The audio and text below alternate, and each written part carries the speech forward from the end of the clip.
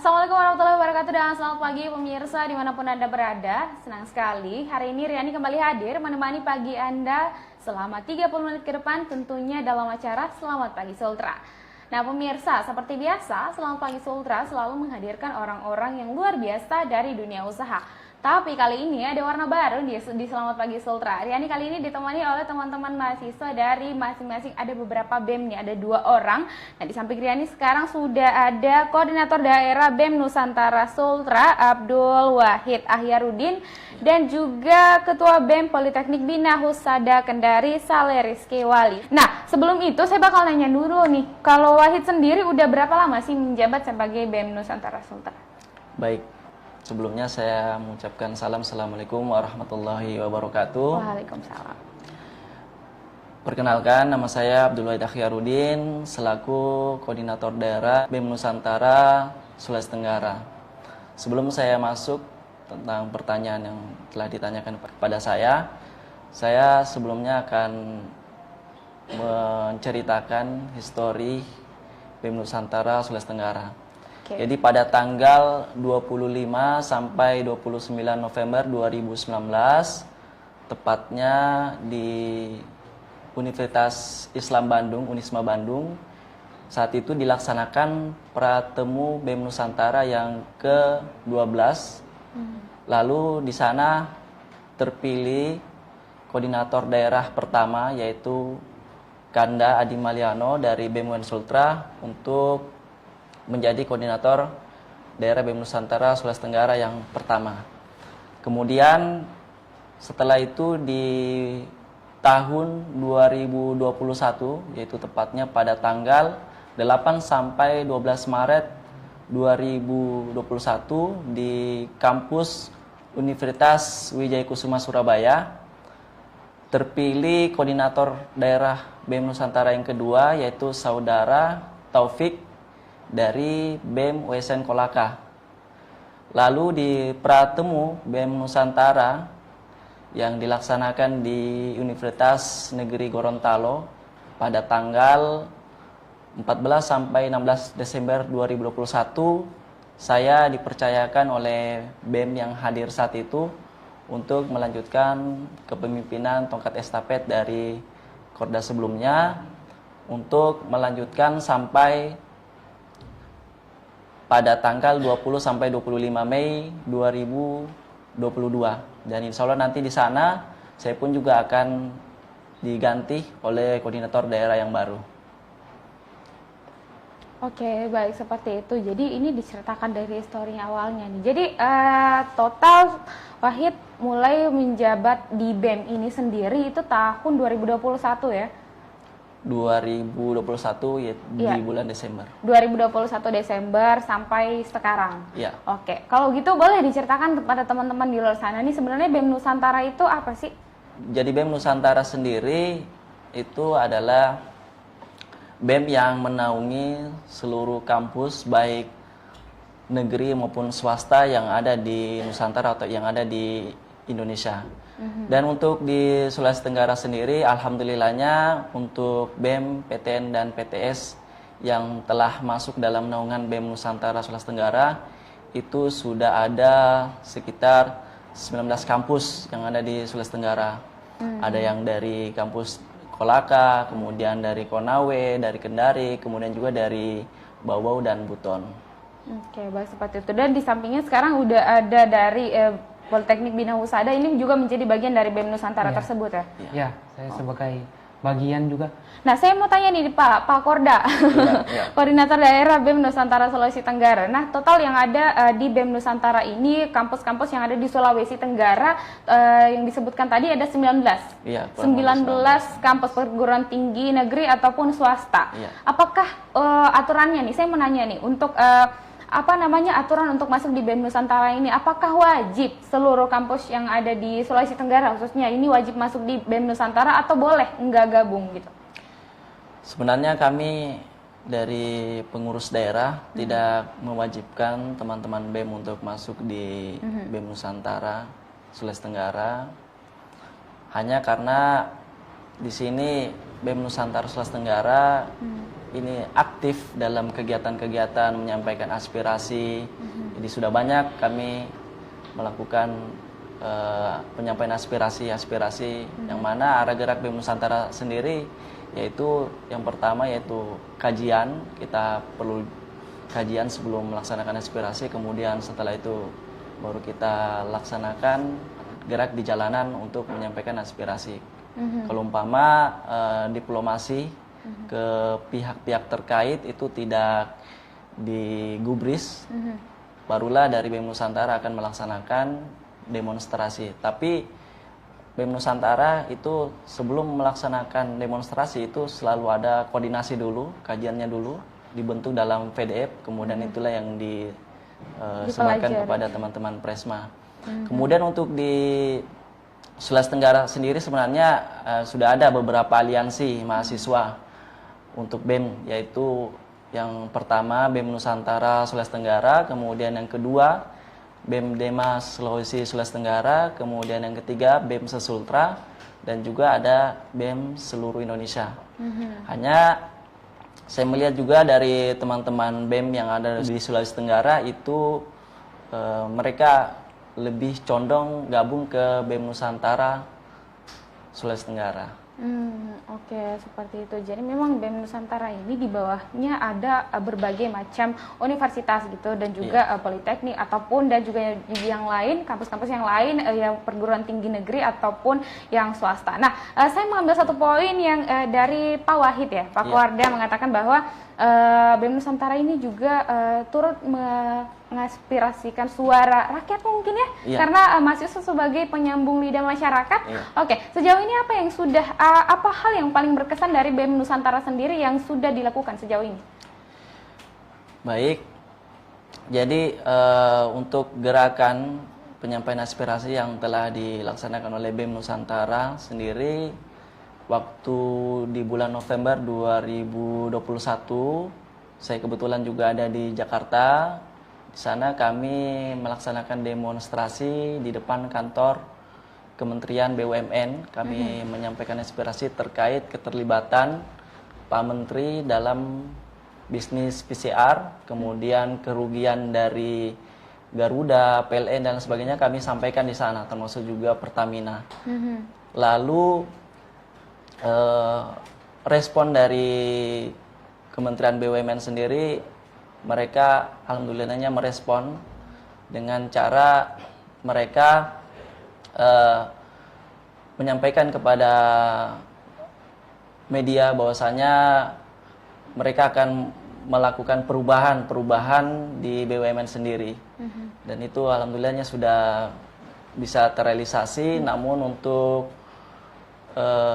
follow up daripada kegiatan aspirasi itu sebenarnya waktu itu kami sudah bahas juga di Pratemu Nasional BEM Nusantara di Universitas Gorontalo.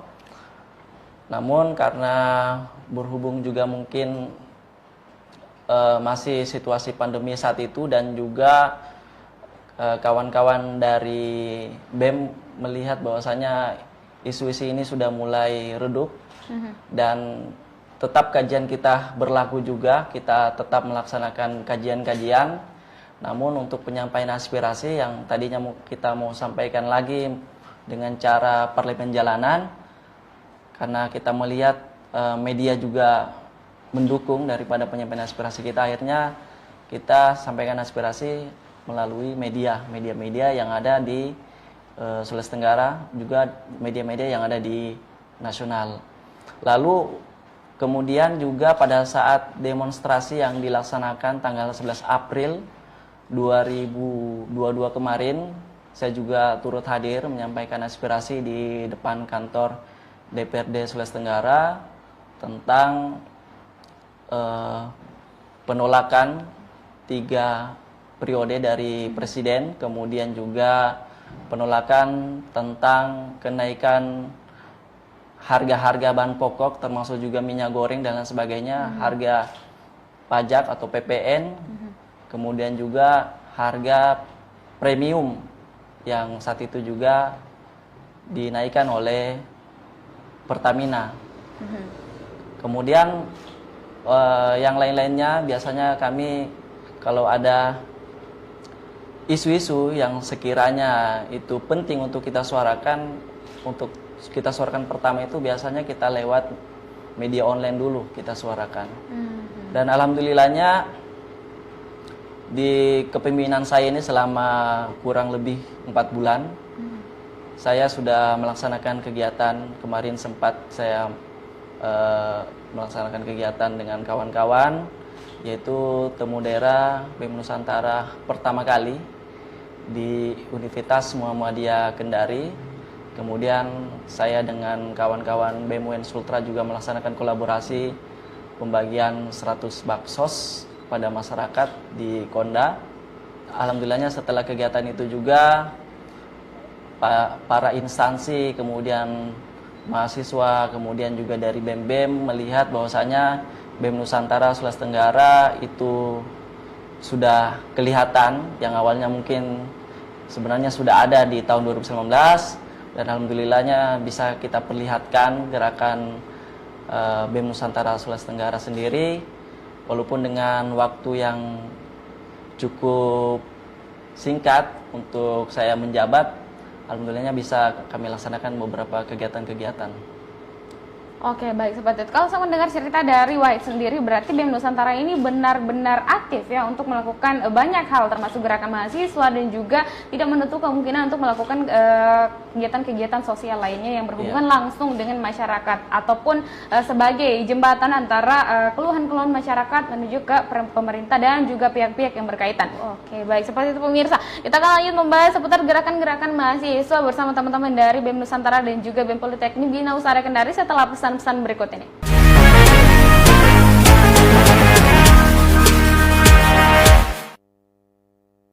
Baik pemirsa, kembali lagi di Selamat Pagi Sultra, masih bersama Riani dan juga Rizky selaku Ketua BEM Politeknik Bina Usaha Kendari, dan juga Wahid sebagai Koordinator Daerah BEM Nusantara Sulawesi Tenggara. Nah teman-teman, kali ini kita membahas tema meramu kebangkitan gerakan mahasiswa untuk kebangkitan nasional. Kalau teman-teman melihat kebangkitan nasional ini sendiri bagaimana sih sebenarnya? Dari Bapak Korda dulu deh. Baik. Kalau saya melihat sejarah daripada kebangkitan nasional ini, pada tanggal 20 Mei 1908 lahirlah organisasi yang namanya Budi Utomo. Yang mana organisasi Budi Utomo ini masuk dari beberapa bidang, ada di bidang sosial, di bidang ekonomi, kemudian di bidang-bidang yang lain, sehingga terbentuklah jiwa saat itu masyarakat untuk satu, melaksanakan kebangkitan nasional untuk bagaimana bisa mengusir daripada penjajah sendiri. Kemudian setelah itu lahirlah beberapa gerakan-gerakan mahasiswa, gerakan-gerakan kerakyatan. Lalu pada tanggal 20 Mei 1948 oleh Bapak Presiden Soekarno yang saat itu menjabat Presiden pertama, menetapkan tanggal tersebut untuk menjadi Harkitnas, Hari Kebangkitan Nasional, di Istana Presiden Yogyakarta. Itu histori sejarah daripada Hari Kebangkitan Nasional. Kemudian mengapa dari BEM Nusantara melaksanakan kegiatan temu nasional BEM Nusantara pada tanggal itu sebagai momentum bahwasanya saatnya mahasiswa untuk bangkit. Sebagai mahasiswa itu punya visi dan misi sebagai agen of change, agen perubahan, sebagai agen of control kepada pemerintah, kepada instansi, kemudian agen of analysis, bahwasanya dalam melaksanakan agen of change, agen of control, agen of analysis, kita perlu juga kajian-kajian, kita perlu juga data, kemudian riset, agar penyampaian aspirasi yang kita sampaikan itu betul-betul mencenderungkan atau melihat kepada kita sendiri bahwasanya mahasiswa itu selain menyampaikan aspirasi, kita juga perlu kajian-kajian supaya sama juga dengan visi kita sebagai mahasiswa, yaitu sebagai akademisi, sebagai orang yang memiliki pengetahuan dan orang yang berpendidikan. Oke, baik seperti itu. Nah, temu nasional ini yang akan diadakan tanggal 20 Mei ya? Iya. 20 Mei nantinya ini di mana nih? Rencananya kegiatan untuk temu nasional ini akan dilaksanakan di Universitas Serang, Banten. Oke. Itu dari BEM Nusantara ikut juga? Iya. Politeknik Bina Usaha ikut ikut juga. juga. Oke. Jadi kan ini atas nama BEM Nusantara dan di bawahnya ada 19 kampus yang ada di Sulawesi Tenggara aja nih misalnya. Ikut juga di event nanti itu. Semuanya nih wajib nih. Sebenarnya kami tidak mewajibkan. Tidak mewajibkan. Tidak mewajibkan. Oke, tapi boleh ikut seperti Ya. itu. Oke, terkait dengan beberapa waktu yang lalu banyak hal yang mungkin memicu darah mahasiswa kita yang sebagai darah juang ya, mahasiswa sebagai penyampai aspirasi masyarakat terkait dengan mahasiswa. Ada nggak tips dan triknya mungkin? Kalau pesan yang bisa saya sampaikan kepada seluruh mahasiswa yang ada di Sulawesi Tenggara, bahwasanya kita kuliah memang biasanya ada yang niatnya itu untuk melanjutkan sekolah dari jenjang SMK atau SMA. Istilahnya dia sudah niati untuk memang melanjutkan kuliah. Benar-benar hanya kuliah. Ya. Ada juga yang kuliah itu biasanya karena desakan dari orang tua. Kuliah Semacam dipaksa ya? Dipaksa. Dan ada juga memang yang kuliah itu ada beasiswa, karena ada beasiswa sehingga dia mau kuliah. Namun keseluruhan itu kita jangan sampai juga lupa bahwasanya kita kuliah itu jangan sampai hanya datang, duduk, pulang. Nah, jangan sampai hanya seperti itu. Sehingga keilmuannya itu hanya terfokus di kampus saja.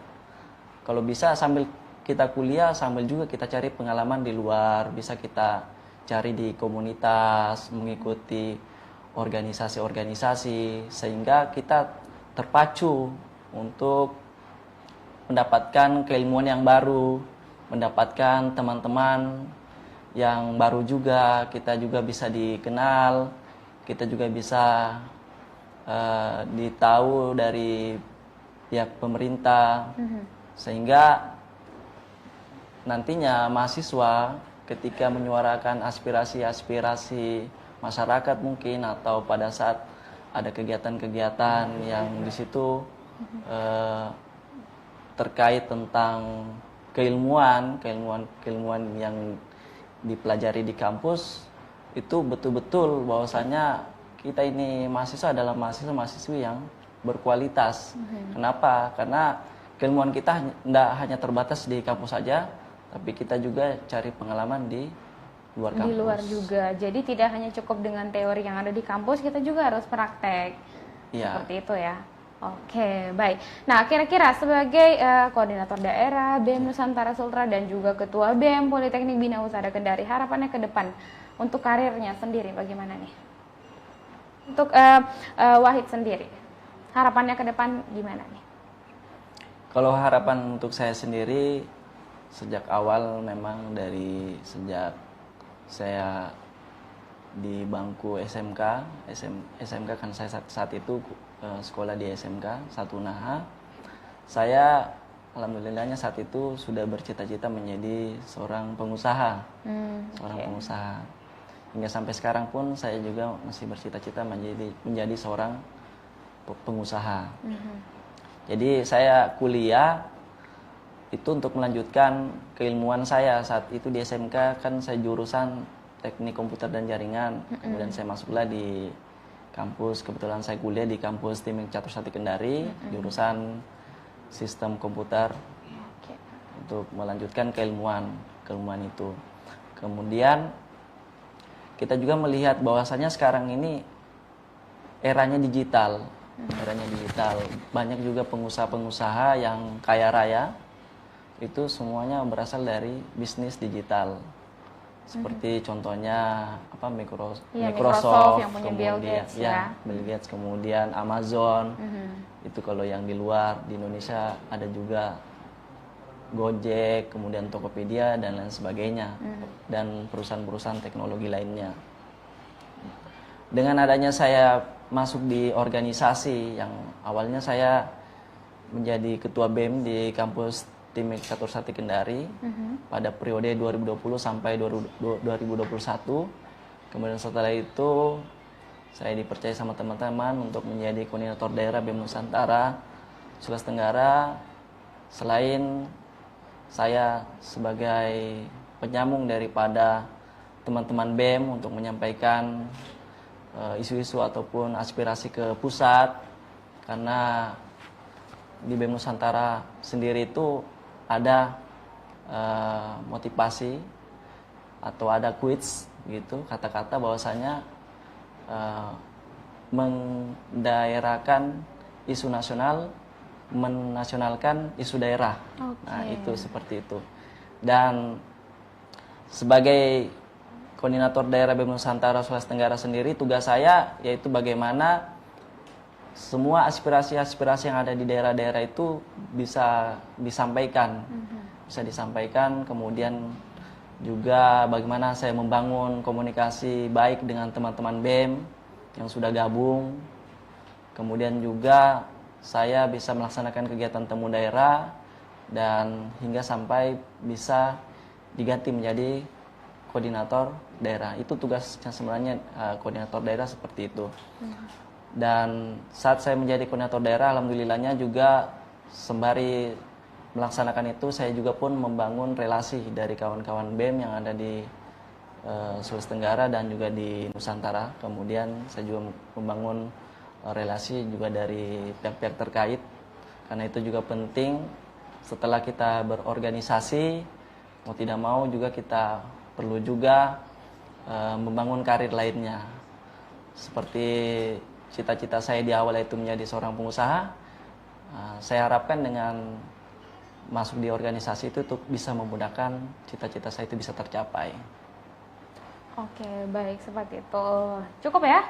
Oke, semoga apa yang disampaikan oleh teman-teman dari BEM ini, BEM Nusantara maupun BEM Politeknik sendiri bisa tercapai dan juga kedepannya menjadi mahasiswa yang luar biasa, yang menjadi tidak menjadi mahasiswa yang biasa-biasa saja, yang bisa memberi gebrakan baru mungkin untuk mahasiswa selama ini.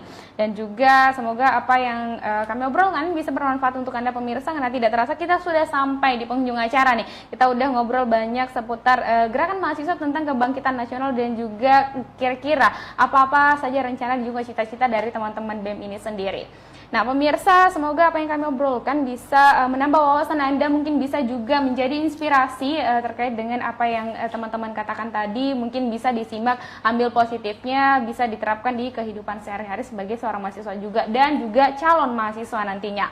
Baik, pemirsa, terima kasih sudah menonton tayangan ini hingga akhir. Jangan lupa terus saksikan Selamat Pagi Sultra mulai dari Senin sampai dengan Jumat pukul 9 pagi. Saya Riani pamit undur diri, sampai jumpa.